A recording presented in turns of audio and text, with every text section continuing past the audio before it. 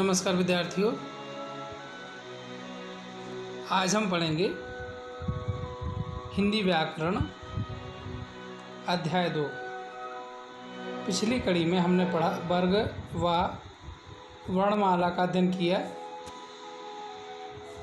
आइए आज की कड़ी में हम पढ़ेंगे उपसर्ग और प्रत्यय के संबंध में।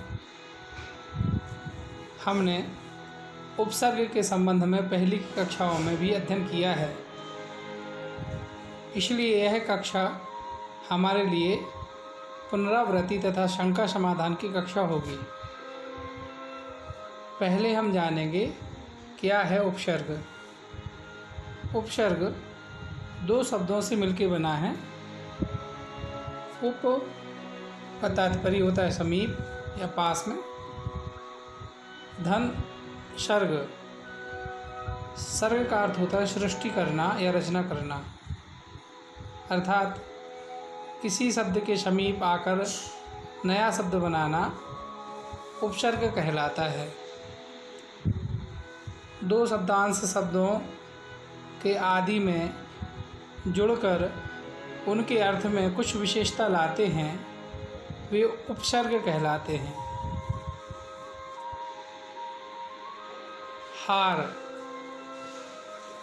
शब्द का अर्थ है पराजय, परंतु इसी शब्द के आगे प्र शब्दांश को जोड़ने से नया शब्द बनेगा प्रहार, प्रधन हार, जिसका अर्थ है चोट करना। हिंदी में प्रचलित उपसर्गों को निम्नलिखित भागों में विभाजित किया जा सकता है। 1. संस्कृत के उपसर्ग। 2. हिंदी के उपसर्ग। 3. उर्दू और फारसी के उपसर्ग। 4. अंग्रेजी के उपसर्ग। 5. उपसर्ग के समान प्रयुक्त होने वाले संस्कृत के अव्यय। उपसर्ग की 3 गतियाँ या विशेषताएं होती हैं। पहली, शब्द के अर्थ में नई विशेषता लाना, जैसे प्रधन बल बराबर प्रबल, अनुधन शासन बराबर अनुशासन। शब्द के अर्थ को उलट देना, जैसे आधन सत्य बराबर असत्य, अपधन यश बराबर अपयश। शब्द के अर्थ में कोई खास परिवर्तन न करके मूलार्थ के इर्द गिर्द अर्थ प्रदान करना, जैसे विधन शुद्ध बराबर विशुद्ध, परिधन भ्रमण बराबर परिभ्रमण। उपसर्ग शब्द निर्माण में बड़ा ही सहायक होता है। एक ही मूल शब्द विभिन्न उपसर्गों के प्रयोग से विभिन्न अर्थ प्रकट करता है, जैसे प्रधनहार बराबर प्रहार। यहाँ प्र और हार दो अलग अर्थों वाले शब्द जब एक होते हैं तो उसका अर्थ बदल के चोट करना हो जाता है। उसी प्रकार आ मतलब होता है नहीं, धनहार मतलब होता है हारना। दोनों मिला दो तो आहार बन के एक नया रूप बनता है भोजन। शम धनहार, शम का अर्थ होता है समानता से, हार का अर्थ होता है पराजय। और जब दोनों ही मिल जाते हैं तो इसका नया अर्थ बनता है संहार, इसका अर्थ होता है नाश करना। हिंदी भाषा में 3 प्रकार के उपसर्गों का प्रयोग होता है। संस्कृत के उपसर्ग, जिनकी कुल संख्या 22 है। हिंदी के उपसर्ग कुल संख्या 10 है। विदेशज उपसर्ग, जिनकी कुल संख्या 12 हिंदी में प्रयुक्त होती है। ये उपसर्ग जहाँ कहीं भी किसी भी संज्ञा या विशेषण से जुड़ते हैं, वहाँ कोई न कोई समास अवश्य रहता है। यह सोचना भ्रम है कि उपसर्ग का योग समास से स्वतंत्र रूप में नए शब्द के निर्माण का समाधान है। हाँ, समास के कारण भी कतिपय जगहों पर शब्द निर्माण होता है। अव्ययी भाव समास और तत्पुरुष समास से कुछ उपसर्ग से नए शब्द बने हैं। अव्ययी भाव समास में आजीवन, आधन जीवन अर्थात जीवन भर, प्रतिदिन मतलब हर दिन, समधन मुख, समान मुख, सम्मुख।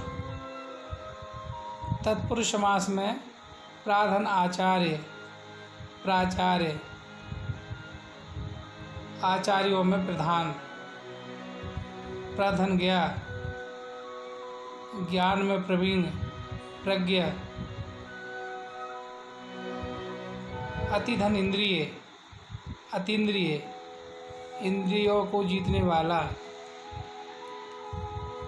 बहुव्रीहि समास, प्रधन बल, प्रबल, जिसका अर्थ प्रकृष्ट है, बल जिसमें अर्थात महाबल वाला। निर्धन बल, निर्बल, नहीं है बल जिसमें। उत्धन मुख, उन्मुख, ऊपर है मुख जिसका। विधन मुख, विमुख, विपरीत है मुख जिसका। संस्कृत के उपसर्ग आपके सामने यहाँ कुछ दिए हुए हैं, उनके अर्थ और उनसे बने हुए नवीन शब्द। अधिक या उत्कर्ष,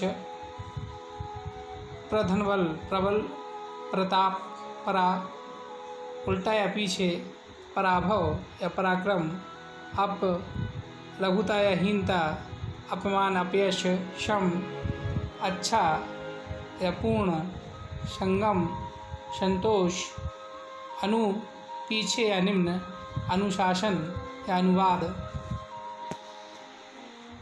अव, अनादर या हीनता, अवकाश, अवनत, निश, रहित या पूरा, निस्तार, निस्सर, निर, विना या बाहर, निरपराध, निर्जन, दुष, बुरा या कठिन, दुशासन, दुष्कर्म, दूर, कठिनता, दुर्लभ या दुर्दिन, विभिन्नता, विहीनता, वियोग या विवरण, निषेध, निवारण या निपात, तक या समेत, आकंठ, आगमन, अति, अत्यधिक, अतिशय, अत्याचार, अधि, ऊपर या श्रेष्ठ, अधिकार, अधिपति, शु, उत्तमता, सुगम या सुजन, उत, ऊंचा या श्रेष्ठ, उत्कर्ष या उदय, अभि, सामने या पास, अभिमुख, अभ्यागत, परि, सब तरफ या चारों ओर, परिक्रमा, परिजन, उप, निकट या सादृश्य, उपवन, उपकूल, प्रति, विशेषार्थ में, प्रतिष्ठा, प्रतिपादन में। हिंदी के उपसर्ग हैं आ या अन, इसका अर्थ होता अभाव या निषेध, अछूता, अचेत, का या कु, बुराई या नीचता, कुचाल, कुठौर, अध या आधा, अधपका, अधमरा, औ, अब, हीनता, अवगुण, अवघट, निषेध, अभाव, निडर, निकम्मा, भर, पूरा, भरपेट, भरपूर, शूषा, उत्तमता, शडौल, सज्जन, उन, एक, कम, 49, 29, दु, कम या बुरा, दुबला और दुर्बल, विन, अभाव, बिना, बिना देखे, बिन बोला। विदेशी उपसर्ग में अरबी फारसी का उपसर्ग है कम, अल्प या हीन, कमज़ोर, कमसिन, सुख, उत्तमता, खुशबू, खुशहाल, गैर, निषेध या रहित, गैर हाजिर, गैर कानून, दर, अंदर में, दरअसल, दर हकीकत, ना, अभाव या रहित, नालायक, नाजायज़, वा, अनुसार, वनाम, बदौलत, बद, हीनता, बदतमीज, बदबू, बर, पर वक्त, बर्खास्त, बा, के साथ, बाकायदा, बाकलम, बिला मतलब बिना, बिला अक्ल, बिला रोक, ला, अभाव, लाजवाब, लावारिश, वे, बिना, वे अदब, बेवजह, सर, श्रेष्ठ, सरताज, सरपंच, हम साथ, हमदर्द हम सफ़र, हर प्रत्येक, हर रोज़ हर घड़ी। दो उपसर्गों से निर्मित कुछ शब्द हैं। निर और आ दो उपसर्ग हैं। करण एक शब्द है। तीनों को मिला के निराकरण एक नया शब्द बना। इसी प्रकार प्रति उप दो अलग अलग उपसर्ग हैं। कार शब्द है तो प्रति धन उपधन कार, प्रत्युपकार। सुधन समधन कृत, सुसंस्कृत। अनधन आधन हार, अनाहार। समधन आधन चार, समाचार। अंधन आधन शक्ति, अनाशक्ति। आधन सुधन रक्षित, सुरक्षित। समधन आधन लोचना, समालोचना। सुधन समधन घटित, सुसंगठित। आधन धन नियंत्रित, अनियंत्रित। अतिधन आधन चार, अत्याचार। आधन प्रतिधन अक्ष, अप्रत्यक्ष। अब बारी है प्रश्न अभ्यास की, तो लीजिए प्रस्तुत है ये प्रश्न